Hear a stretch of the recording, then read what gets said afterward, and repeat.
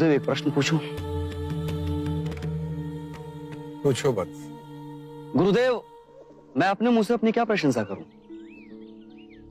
मैंने कई गुरुओं से ज्ञान की प्राप्ति की, चारों वेद उपनिषद मुझे कंठस्थ हैं, परंतु फिर भी आपने मुझे अपना शिष्य बनाने में पूरा 1 मास ले लिया, और इस सिद्धार्थ को मात्र 2 दिन में ही आपने अपना शिष्य बना लिया। सच्चा ज्ञान वो होता है जैसे सागर में नमक घुल जाए, फिर नमक का अस्तित्व कहां रहता है? यदि मैं इस पात्र के पानी में थोड़ी सी रेत मिला दूं, तो योग के संदर्भ में तुम इसे क्या कहोगे? गुरुदेव, ये तो बहुत सामान्य सी बात है। रेत जैसे ही नीचे बैठेगी, जल स्वच्छ हो जाएगा और जल पीने योग्य हो जाएगा। मेरा प्रश्न योग के संदर्भ में है। सिद्धार्थ, जी गुरुदेव।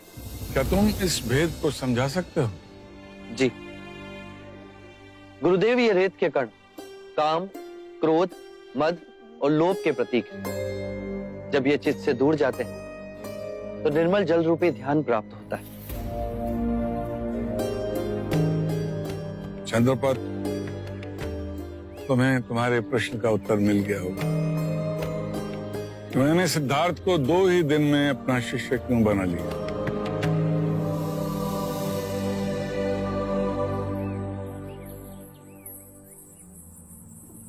सांख्य दर्शन में पुरुष और प्रकृति 2 सत्य हैं। पुरुष चेतना है और प्रकृति स्थूल तत्व।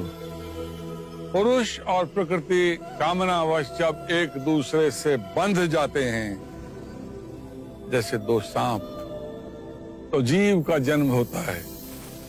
जैसे मनुष्य, पेड़, पौधे, पशु, पक्षी। किंतु ज्ञात रहे, कामना से मुक्ति ही मोक्ष। गुरुवारे, सांख्य योग क्या है? मेरी उसमें रुचि है। मेरी तो दोनों में ही रुचि है, सांख्य योग और सांख्य दर्शन। दोनों में अंतर तो वैसे भी शब्दों का ही है। नहीं वत्स, इनमें बहुत बड़ा भेद है। ये इतनी गहरी खाई है कि पाटी नहीं जा सकती।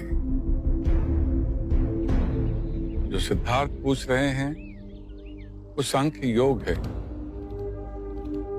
मोक्ष की अनुभूति है। जो तुम पूछ रहे हो वो सांख्य दर्शन है, जो बुद्धि से संबंध रखती है। मार्ग को समझना और मार्ग पर चलना, दोनों में बहुत बड़ा अंतर है। मन में उठी कामनाएं ही सारी सृष्टि का निर्माण करती है, विचारों का निर्माण करती है। विचार और कामनाओं को जन्म देते हैं, और ये खेल कभी समाप्त नहीं होता। गुरुवारे, तो मन पर वश कैसे पा सकते हैं? अपनी सांसों पर नियंत्रण करके। सांख्य योग में सांसों के आवागमन पर नियंत्रण करना अति आवश्यक है। पूरे दिन हम एक ही नासिका छिद्र से सांस लेते हैं, परंतु हर घंटे ये क्रिया बदलती रहती है।